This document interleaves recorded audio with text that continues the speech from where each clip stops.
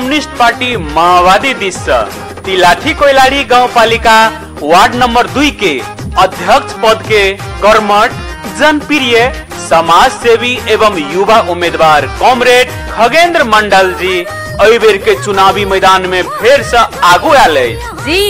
सबहक दुख सुख में साथ दे वाला 24 घंटा जनता के सेवा में समय बितवे वाला आ अपन जनता के घर घर में पहुँच सहयोग करे वाला कर्मठ जनप्रिय समाज सेवी एवं युवा नेता खगेंद्र मंडल के बीतल कार्यकाल में बहुत काज सब भेल आरो बेसी से बेसी काज जनता के सेवा करक लेल आतुर माओवादी केंद्र छै जनता के पार्टी ओकर चुनाव चिन्ह हसुआ हथौड़ी।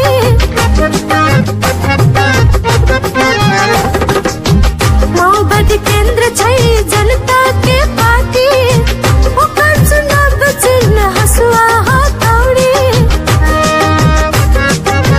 शहीद के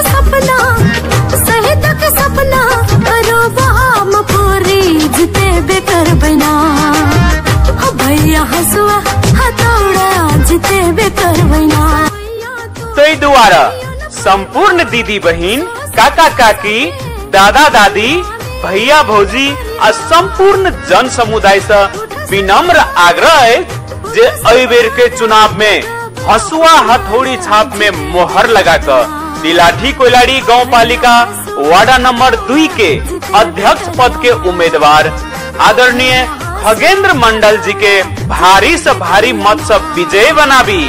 नेकपा माओवादी जिंदाबाद, नेकपा माओवादी जिंदाबाद। जीतेगा भाई जीतेगा, हसुआ हथौड़ी जीतेगा, जीतेगा भाई जीतेगा, हसुआ हथौड़ी जीतेगा, जीतेगा भाई जीतेगा, खगेंद्र मंडल जीतेगा।